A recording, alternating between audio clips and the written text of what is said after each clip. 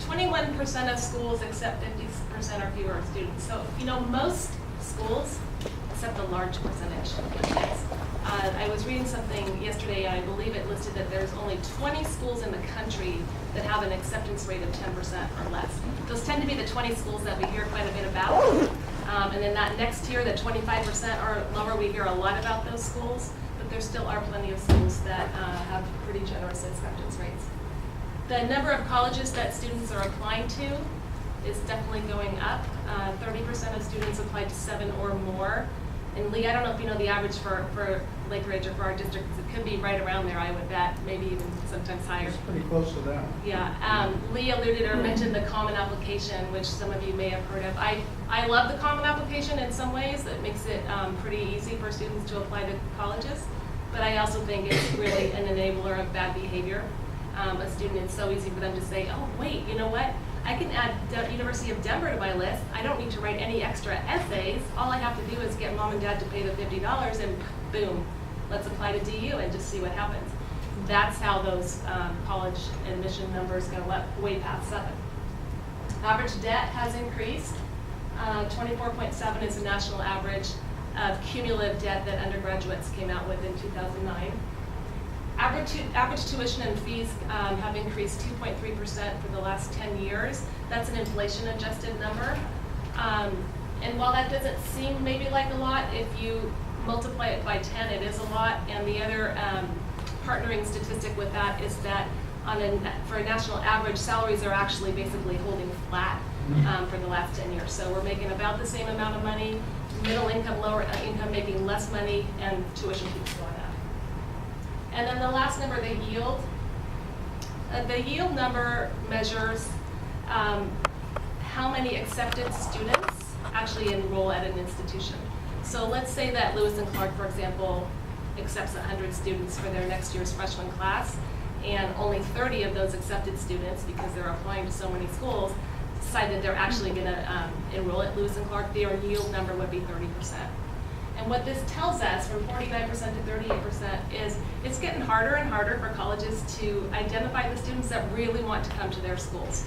Are kids applying just for the heck of it, or are they applying because they really want to attend? And we'll visit that subject a little bit later. Okay, so let's jump into the process. Your student is always the starting point, and I really do feel that parents, you're the ones that know your student best, okay?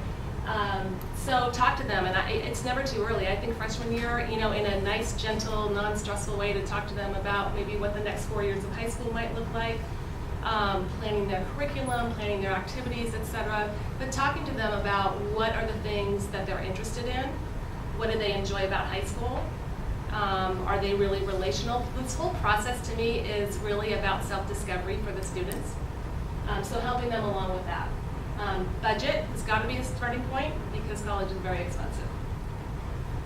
Lots of options for everyone. Is your student interested maybe in engineering, in the arts, in a 2-year program? Maybe you have a really hands-on kid who wants to go to culinary school or wants to do medical technology, medical imaging, things like that. For students to really increase that awareness while they're still at home with you and learning a lot about themselves is really the starting point. Options for everybody, 2-year, 4-year, nonprofit, for-profit schools, which Art Institute is an example of, University of Phoenix you've probably heard of, Field. Some of those schools, you have to be a little bit careful about the financial arrangements. Some of them make a lot of money off of loaning, initiating loans, but lots and lots of options. There are, I believe, roughly 2,300 traditional 4-year colleges in the United States. So if someone comes to me and says, there aren't any schools I want to go to. Okay, really? There's 2,300. I think that we can find a few.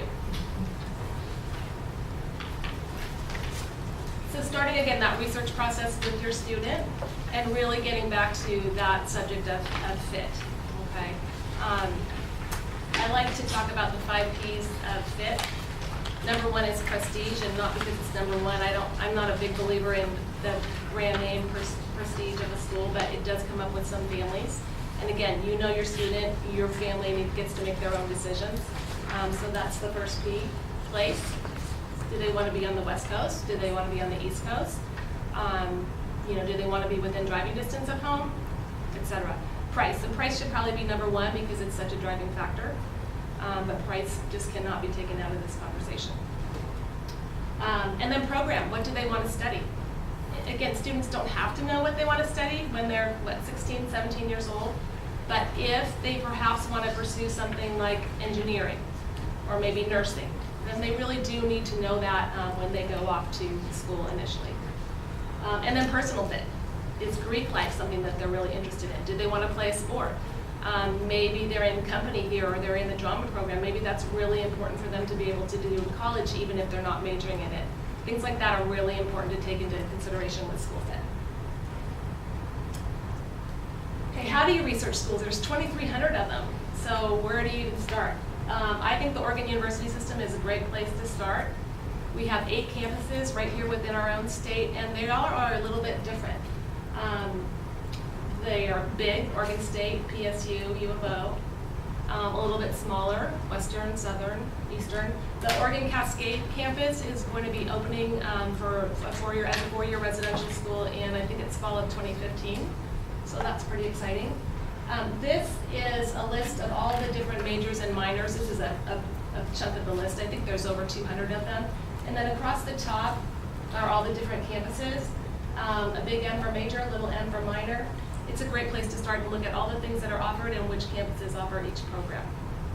I did put a not so great copy of it in the packet that's available at the end. Lee probably has these in the Oregon University System folders in his office, and it's also available online. Oregon University System actually has a really great website that profiles all the institutions.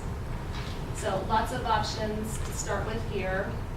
And I really encourage families, a lot of our kids think they want to go to the sun. They think that they want to go to California or Arizona, and that's great, maybe they will, or they want to go to the East Coast. But I encourage all families to try and have at least one local school on their students' list. Things change, health concerns come up, you just never know what is going to happen. And then also to have a relative financial safety. Not that $22,000 a year isn't a lot of money, it is, but it's relatively affordable compared to some other options. I tell kids they can start doing their college search while they're sitting on the couch. These are some of my favorite books. The FIS Guide is probably the gold standard. It's easy to read, it's somewhat entertaining. If you're having a little resistance to students wanting to think about college, maybe pick this up and throw it on the coffee table in front of the TV with a pad of Post-its. I find kids like to kind of go through, start scribbling, maybe tear out pages. But that's an easy, non-threatening way to really start doing some college research. And I'm a paper person. I get sick of sitting in front of my computer all day, and I know our kids are not necessarily like that, but I really like to have the paper option. The FIS Guide, Getting into the Right College, which is kind of an unfortunate title, but if we get past that, they have what they call the 1-hour college finder, and it kind of profiles institutions more based on fit. Like if you have a kid who wants small outdoorsy or big urban, that kind of thing, and it's a nice grouping. So maybe buy a book.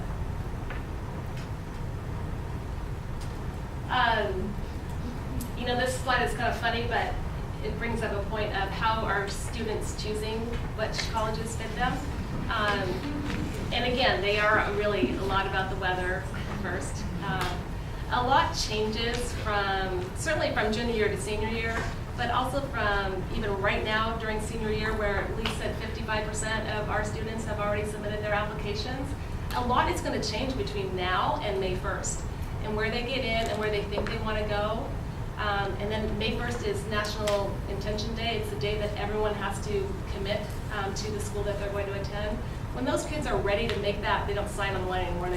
They click and send a check or a credit card number. When they're ready to make that commitment, all of a sudden, that's kind of far for me to go.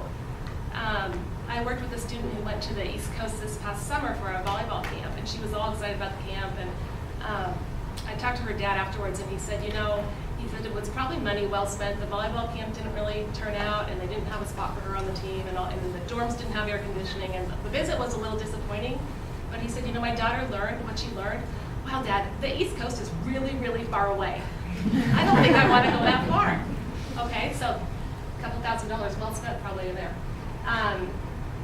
I had one girl who, at the end of the day, she was choosing between Chapman and Gonzaga, and she'd been accepted into the PR and advertising programs for both. She just could not make up her mind, and I said, well, May 1st is next week. She says, I love both the schools, I can't decide, but I'm gonna just show up for breakfast on April 30th or whatever in whatever college sweatshirt I decided. It's going to be a surprise to my family. And so she called me on May 1st, and she had decided to go to Gonzaga. And I said, that's awesome. I know you'll love Gonzaga. How did you make your decision? I'm curious. And she said, well, I really couldn't decide. I love both schools. And so what it came down to is I realized that I really like seasons, and I really want the opportunity to keep wearing my sweaters and boots during college. I don't want to be in shorts and tank tops. For her, that's what it took. So, and she's a happy graduate of Gonzaga and employed, so that's good. Having your student make a list of their top college priorities can be really helpful. That gives them a way to focus on what's really important to them in college. And that list may be a moving target. If they do it in sophomore year, it may really change between sophomore, junior, senior. Be tolerant of what they put on that list. One of the main jobs of parents, I feel, is to bite your tongue and keep your mouth shut. Things will kind of evolve. I had one girl who put down that she could not be anywhere where there were a lot of bugs, but she really did have a bug phobia. So I said, well, I don't really know how many bugs are in the Texas schools, but there might be more, I don't know. That was something that she had to have on her list, and she was adamant about it. But have them write it down. You can pull out that list when it becomes time to make a decision. Let's revisit your college priorities. How do those stack up against these schools? And as Lee mentioned earlier, researching online, which can get a little overwhelming, but there's lots of great sites. I like College Board quite a bit, and College Navigator, and those two in particular do offer a lot of detailed financial information. College Navigator in particular, if you dig around a little bit, will show you for a particular school different family income levels and how much aid those families are receiving, and it does vary somewhat by institution. So you can see, if your family's in the $100,000 to $125,000 bracket, kind of what you might, on average, everything's always an average, receive from a school. College Data has graduation rates, and I believe they do still quote 4-year graduation rates as on up to 6, so that's kind of helpful information.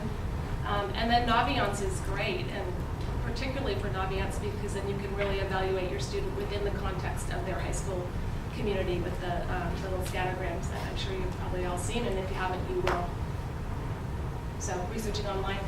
Cautioning your students. The students tend to like to go on College Prowler, College Confidential.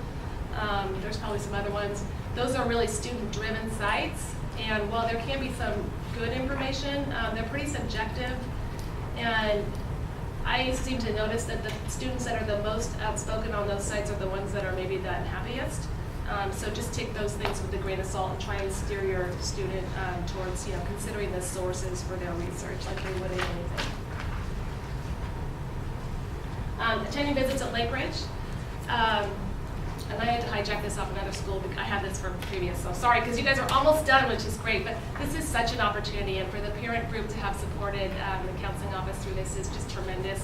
As Lee already said, it really reflects so well on our school, and I've talked to college reps and they said, the parents at Lake Ridge and Lake Oswego are so gracious and make it possible for us to visit the school and have such a nice visit. And 9 times out of 10, the admissions representatives who come to visit Lake Ridge are the ones who will be doing the first read of a student's application. So it's a great opportunity for your student to meet in person the person who will probably read their application. And I've found that the admissions reps are usually fairly generous with application tips for students. They say, for example, UCLA visited a couple weeks ago. I don't understand what this UCSA is asking. I don't get what the personal statement is. Can you help me? And they're usually really willing to explain to the students what they want to see in their essays. So great opportunity. Visiting schools. You don't have to spend a lot of money to visit schools. Some families do want to make college visits, spring break, or whenever it might be, and invest in that. Other families prefer to have their students apply first, and then perhaps perhaps visit the schools after they see where they've been accepted. It's just a family decision. But these kids can visit locally. So I'd like to have all students visit a small, a medium, and a large school. They can trot right on over to Lewis and Clark and kind of get a feeling for what a small liberal arts college is like. They'll have to go a little bit farther away from medium, but maybe a Seattle University, kind of a medium, or even go up to Spokane. It's a little bit of a ways, but you can drive it. Or go down to Western Oregon, about 5,000 students, nice manageable medium size. And then obviously U of O, Oregon State for large. We have college fairs. The November College Fair just happened. It's every year at the Convention Center. And then there's a nice one in April. I think it's the last weekend of April this year, and it's at University of Portland in the Chile Center. It's a little cozier feeling to me. But a great place for even sophomores, that April College Fair, or juniors to go and take a little bit of a look around. When you visit schools, particularly say Oregon State, if you have a student who's strong in math and science, and people keep saying, oh, maybe engineering for you, and their eyes get big and it's, I don't know, engineering sounds scary. What is engineering? I don't get it. Have them tour the Oregon State Engineering School. Or Portland State has a terrific computer science and engineering school where the kids can see, they have a wind tunnel there and a couple other things. And it really gives them a sense of whether engineering might be something that they would enjoy studying or whether it really does scare them and it's not for them. Same thing with nursing. University of Portland does a presentation on nursing admissions because they have a nursing school right there. And the students can learn a lot about what it would take to get into a nursing school and get through and what that really looks like. And then taking notes. College visits can get a little overwhelming for everyone, especially for students. And after a while, the schools can kind of tend to look a little bit the same. So working out with your student sort of a note-taking system, maybe they want to make up their own school visit checklist that has some of those priorities. Some students are very finite. They want a numerical ranking or various things. Rank the food, rank the dorms, rank the programs, hopefully, that kind of thing. Other students want to maybe do a journal. Whatever works for your student, you know them the best, but have them take some notes on every school that they visit. I think sometimes the best way to learn about what will fit your student is to ask them about the schools they don't like. Why did you not like this school? Tell me more about that. Because that's going to help us understand maybe what you do like.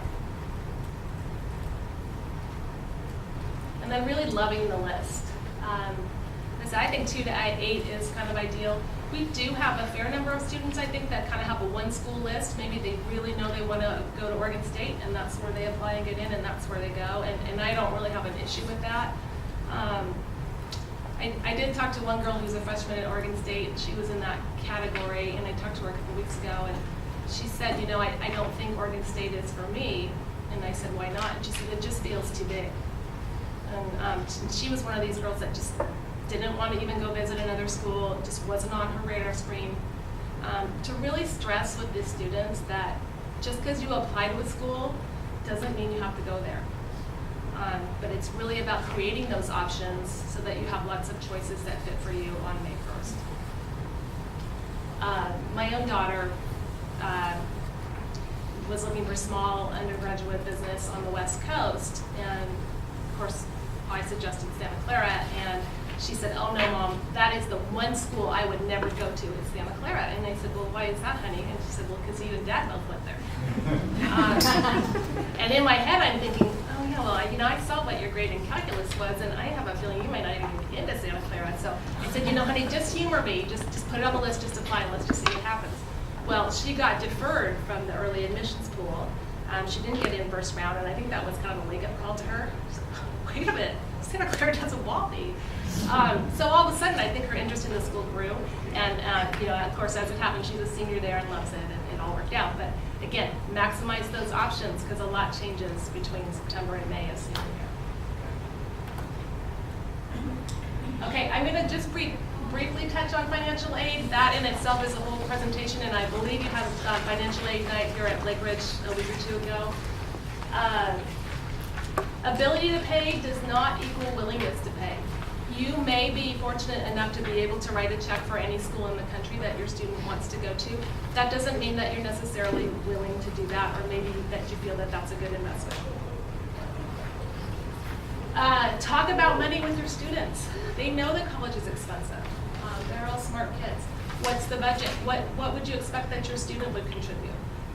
Research has shown that students who contribute to their education in some form, be it taking out maybe small loans, working a job, and paying for their own expenses, do better academically in school than students who don't.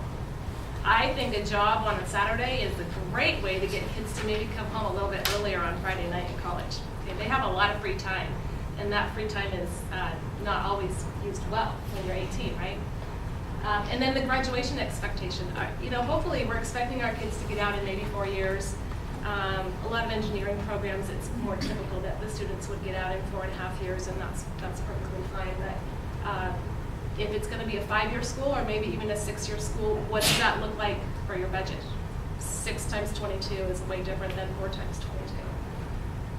The other thing is to kind of look at that budget as a whole education budget. If you're able to do that, do you think that your student might be interested in graduate school? Would it possibly make more sense to, start at a 2-year school, transfer to a 4-year school, and then possibly go somewhere else for graduate school? How is all that going to work out with the money? More and more students are interested in study abroad, and that's a selling point that almost every school will tell the students about their study abroad program. So where does the money come from for that? Most colleges will say that their financial aid will move with the student for study abroad, and that there's no incremental cost. Technically, that's true. However, A, the student has to get there, right? And then B, most of the programs have class Monday through Thursday, and the students are traveling every weekend. Well, none of us want our kids to be the ones that are sitting home alone in their dorm in Rome, right, with all the other kids going off to travel. So that can add up to be quite an expense. I know a couple of families who are considering out-of-state options for their students. The students got into U of O, and the parents said, you know what, here's your choice. You could go to X school out of state and pay a little more, or you can go to U of O and we'll pay for a study abroad or semester at sea or something like that. That's how the budget rolls up.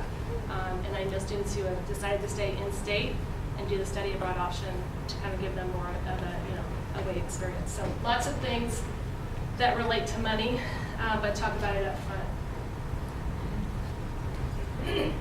So sources of financial aid, probably nothing too surprising here. The biggest sources really are not the private sources so much as the schools, and to some extent federal, depending on your family financial situation.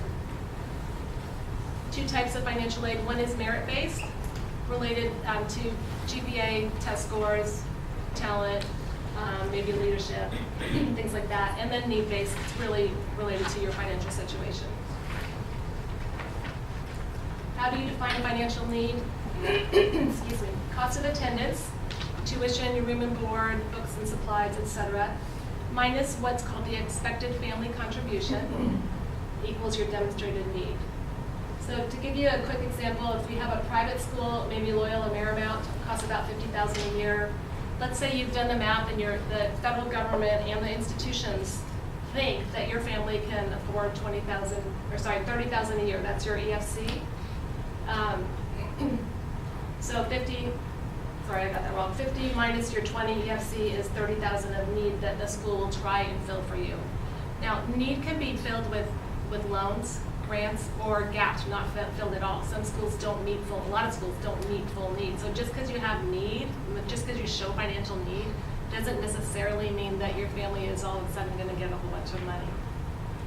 Versus a public school, $20,000 price tag, $20,000 that the government feels your family can afford, so there's no need. You wouldn't necessarily get any scholarship or loan money there.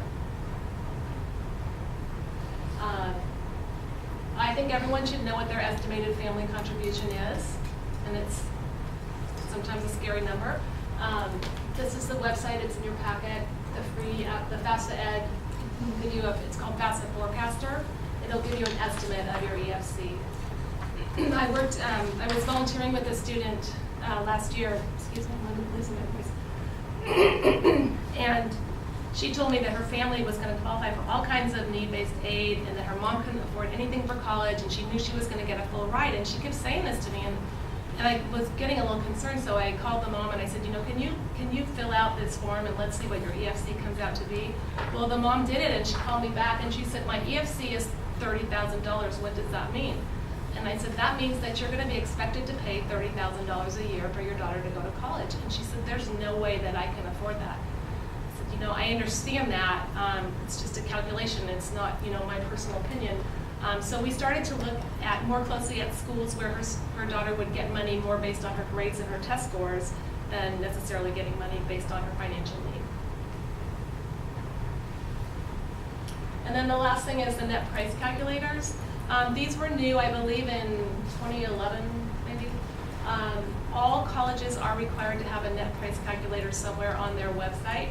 They are not always easy to find. I think some of the schools kind of bury them. But they are school specific. Now, they vary in their level of accuracy. Some schools make their own net price calculators. Other schools, actually, College Board has one that they sell. There's a couple other companies that sell them. The most accurate ones are the ones that ask you probably more than 4 or 5 questions. If it's only 2, 3, 4 questions, it's probably not quite as accurate as one that asks you 8 or 10. Some of them will include information about your students' academics, like GPA and test scores. Some of them won't. They just vary. But again, it's another way for you to get a little bit of information of what a school might cost your family before deciding if your son or daughter is going to apply.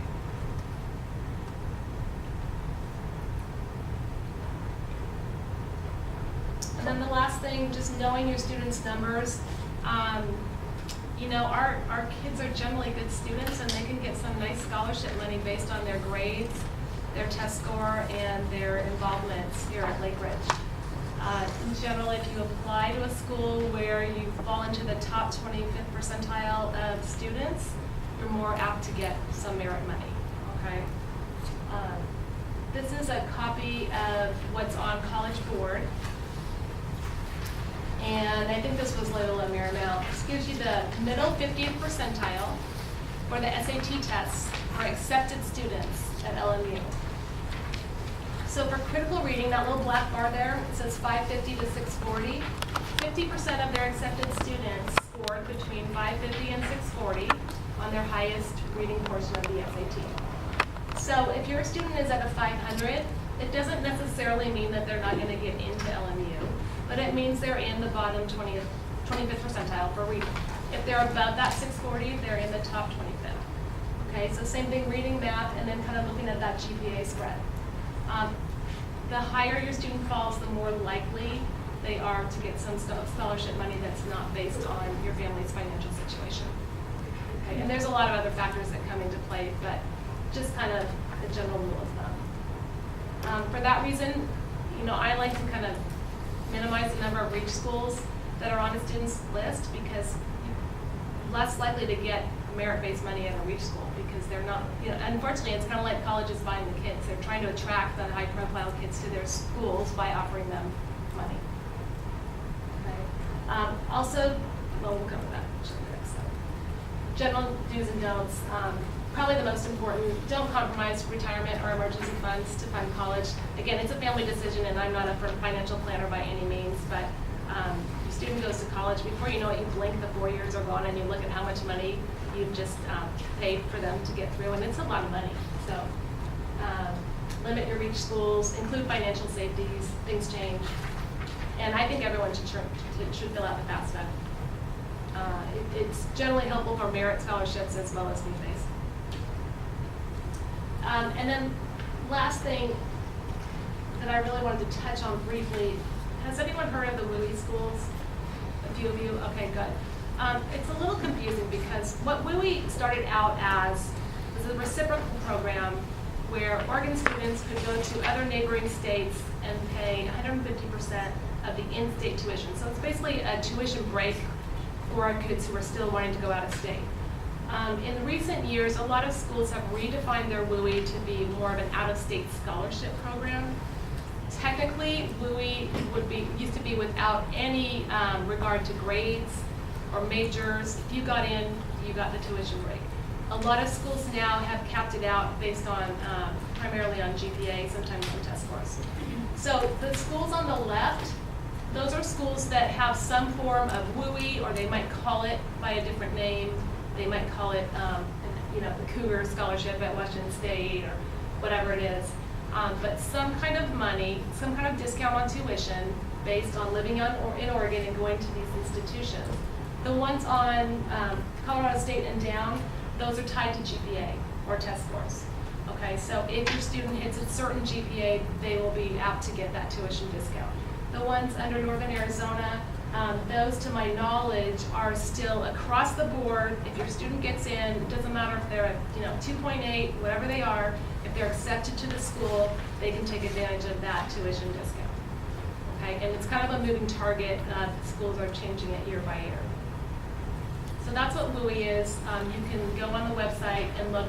Unfortunately, there's not an easy to read comprehensive list. It's a little complicated. But your counselors here at Lake Ridge, they know the schools where the kids can get the money regardless of grades, and they'll have a really good feeling for what GPA is needed to get some money out of some of these other schools. So something to be aware of. So are you saying the actual list is much bigger? The actual list of participating institutions is much bigger, but it really varies in terms of how much, what GPA, and a lot of the schools don't even publish it. And I'll show you a couple examples as we go through too. Okay, let's jump into application components. Hopefully that will not be your son or daughter. Everything starts with the transcript, and I can't stress that enough. I know that they're all nice kids and they're hopefully all involved, but if they don't have the transcript, it doesn't really matter how nice they are. It's a fundamental piece. They need to do the best they can. I'm a big believer in mental health, so I don't think that students should be going way over their head with classes and being up till 3 in the morning and having breakdowns and all. That's not where they need to be, but some challenge is a good thing. As Lee mentioned with these early applications, in many cases, the colleges will only be seeing freshman, sophomore, junior grades. Okay? An upward trend is helpful. There are certainly many students who freshman year is a big adjustment. Maybe their grades aren't stellar, and colleges know that. So, but getting some help early, maintaining the best grades they can as they go through is really important. Colleges, particularly private schools, do look at GPA and the context of the student's high school experience. So when a student applies to any private school, the college gets the student's transcript, and they also get the Lake Ridge profile that maybe you've seen. I believe it's on the Lake Ridge homepage. You can actually look at it yourself. And it shows what percentage of our kids are going to college. It shows the number of AP and honors classes that our schools offer. It shows all the activities that your student can get involved in. So that's the context that the students are being evaluated in. All these college reps that come to Lake Ridge, they know we are an awesome college prep public school, and they know that of our students. They also see how well our students perform when they get to campus. They know that our students are college ready. A 4.0 from Lake Ridge is regarded differently than a 4.0 from a Portland Public or some other public school that's not considered college prep. So keep that in mind. D's, if your student has D's, have them try and get those grades recovered as soon as possible. Don't wait till fall of senior year. The Oregon University system does have a rule that they do not accept D's in core subjects. There's a little wiggle room sometimes on that, but in general, that's their policy. So you get to go see your Lake Ridge counselors, and they know all the ways that the kids can make up the D's, and those grades actually get averaged on their transcript. So it's a good thing to do early if that's the situation that you're in. Academics, again, I can't stress the transcript is number one. This is the percentage of students or colleges giving considerable importance to the various components of the application. Core GPA, number one for public and private schools. So the yellow is the public. The rigor, the difficulty of the classes they're taking, the challenge, is number two for private, number three for public. For the public schools, test scores would be the number two. And the reason for that is, again, it's common sense. A large school that's reviewing a lot of applications, it's more of an arithmetic calculation. They're looking for a particular GPA, particular test score. They're not necessarily going to go through Johnny's transcript and recalculate and throw out PE classes and that kind of thing. They're just looking at the total numbers. Most private schools do really look closely at transcript. they'll recalculate the GPA, they'll take out the A's that the students got in, company and foods and nutrition and PE and that kind of thing, and really look at what that core GPA is. Total GPA versus core. And then the ones at the bottom, essay, demonstrated interest, which we'll talk about a little bit, recommendations, and rank are all just a much smaller part of the process, although still very important for certain schools. Okay, testing. Again, not one of my favorite subjects because we all have those memories, right, of sitting and taking those tests. All schools take ACT or SAT, so your student can really take either one. I like to see students take each test one time, and then they'll know which one they perform best on. I really never like to see a student walk into a test without some kind of preparation. I had a student who came to me a few years ago, and she had great test anxiety, and so her mom, being very well-intentioned, thought, I know what I'm going to do. I'm going to sign her up for the ACT, but I'm not going to tell her, because then she won't get anxious about it. So Saturday morning rolls around, and mom wakes the girl up and gives her a latte and drives her over to Lake Ridge, and the girl was kind of in shock, but she went in and she took the test, and fortunately in the car the mom had said to her, okay, I know the one thing you have to know is answer all the questions. There's no guessing penalty. So if you run out of time, make sure you just fill in all the bubbles. So the girl remembered that, and she did run out of time because it's a really fast test. And she was a little stressed out, so she remembered her dog's name was Charlie. So she filled in C's. She bubbled in C's on anything when she ran out of time.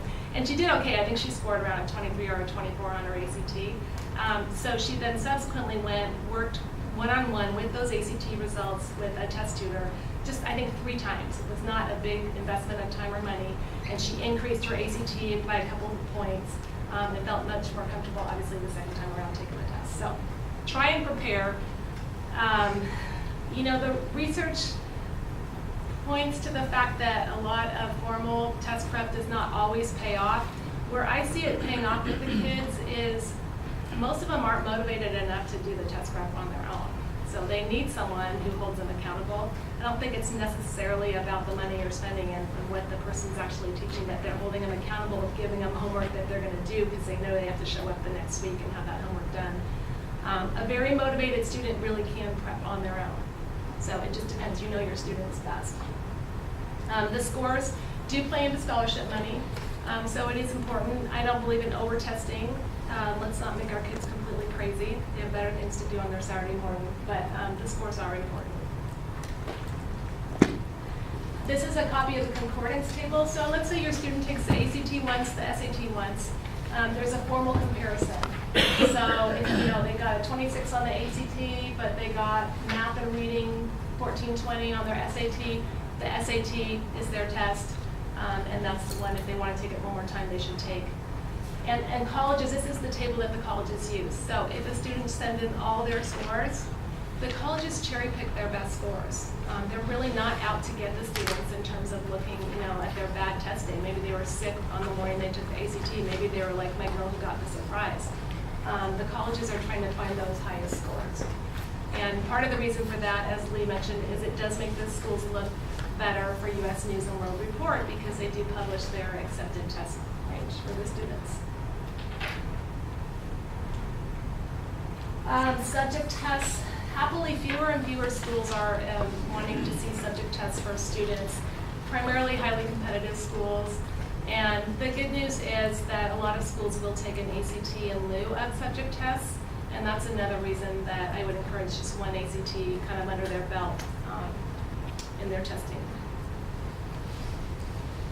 And for those students just who really are not strong at testing, and there's a lot of them out there, there are about 850 test optional schools. And those are schools that have really taken a stand and said, you know what, we don't really believe in all this testing.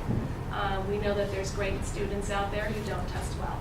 You can get a list of that, of those schools. It's, the website's called fairtest.org, and the list grows every day. So again, a strategy for not a great tester, maybe we put 1 or 2 test optional schools on their list.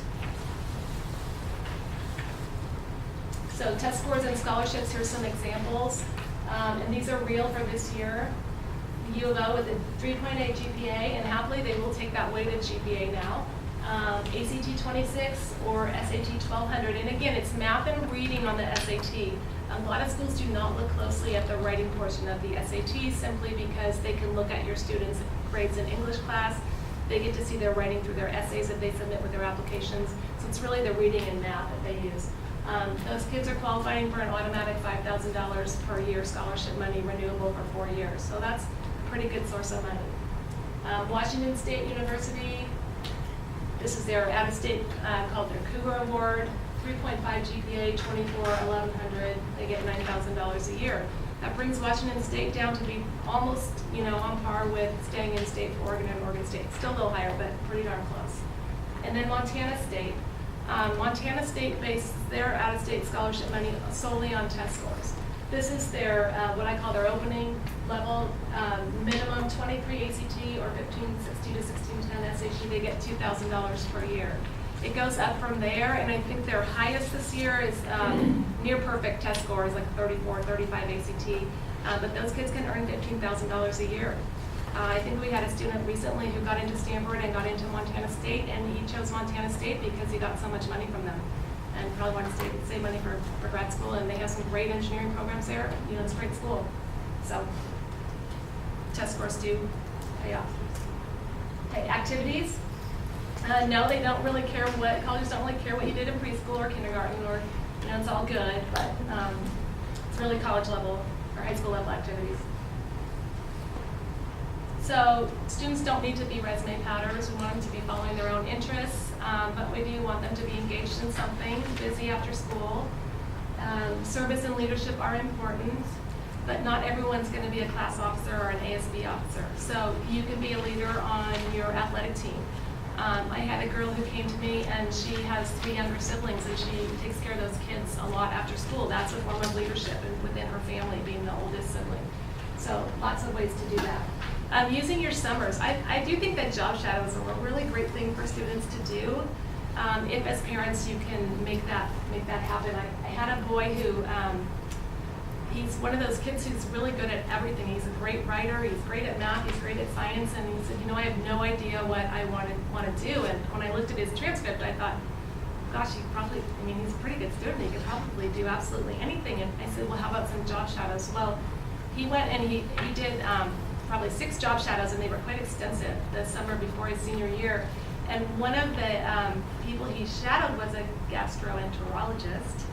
And this guy, I don't know how he did it, but he let him sit in on a colonoscopy, or like a little part of it, and showed him all kinds of cool things that I have no idea how he snuck the kid in. Well, this boy has now decided that he wants to study biomedical engineering and then hopefully go into med school.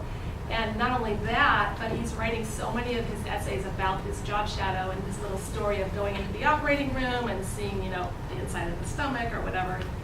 So it's time well spent. The flip side is I do think our kids sometimes get a little anxious about, I'm not involved in the right things. I had a girl come to me at the beginning of her junior year, and she sat down and she burst into tears, and she said, I don't think I'm going to get into any good colleges. And I said, well, why do you think that? And she says, because I'm not in NCL.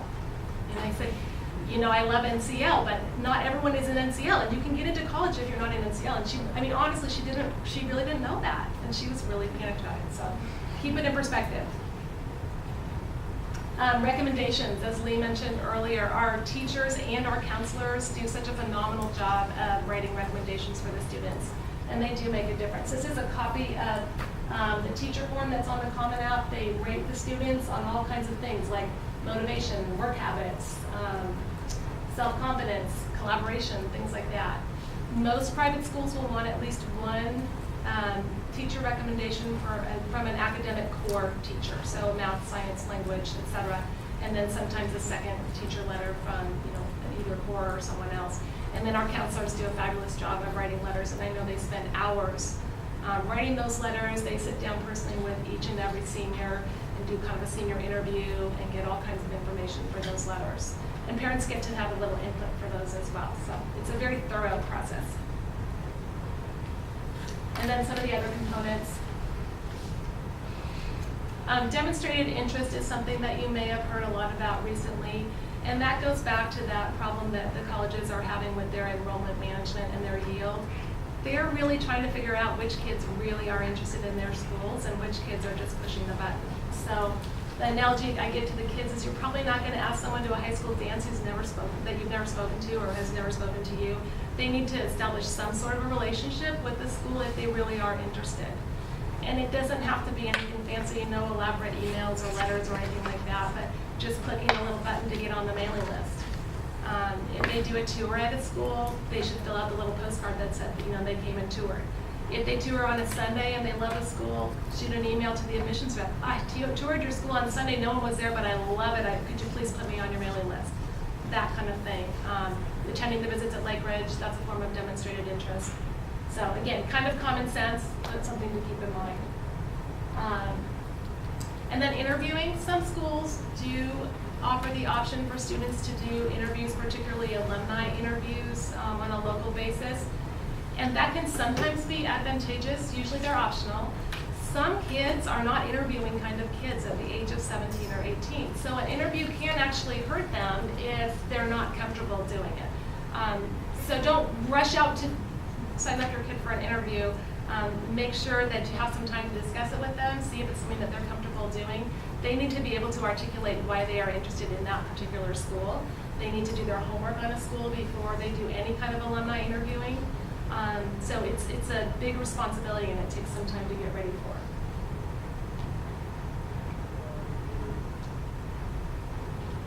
Planning is key. Plan ahead. It's really never too early.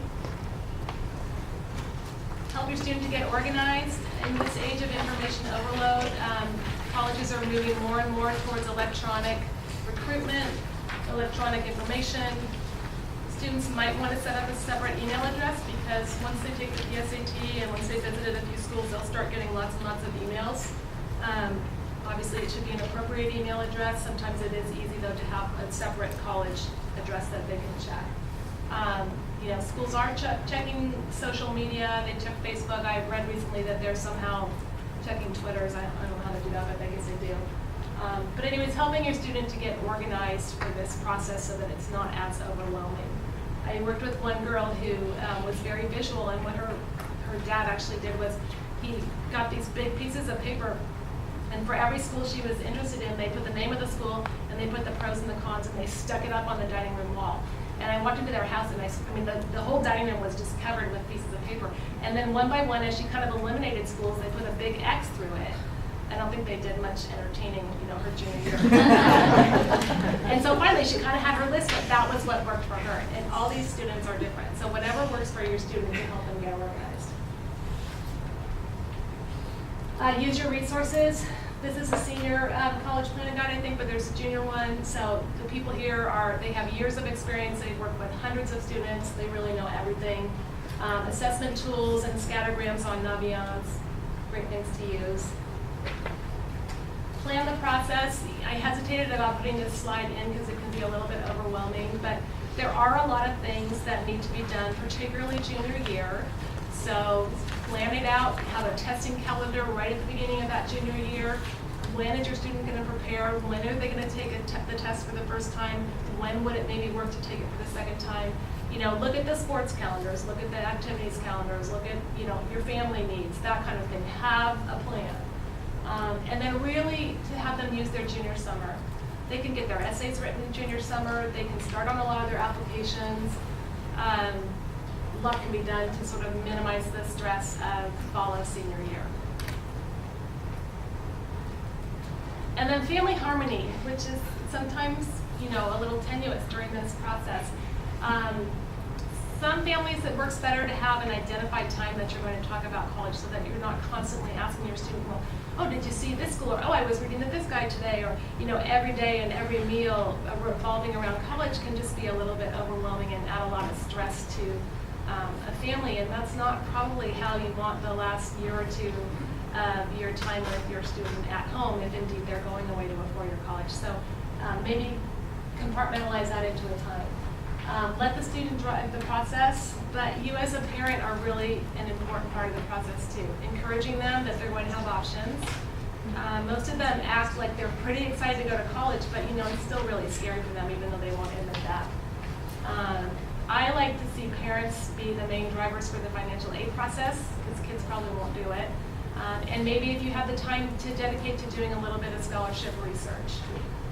Best time to research scholarships, I think, is sophomore and junior year, so that by senior year, if there are a few outside scholarships you want your student to apply for, you'll already know what they are, you'll already have the due dates, and kind of be ready to roll.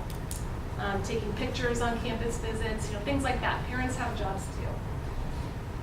And then when I give this to, when there's students in the room, I just remind them that, your parents have had you at home for 18 years, and it's a big deal for all of us to think of you not being under our roofs all of a sudden. So be nice to them.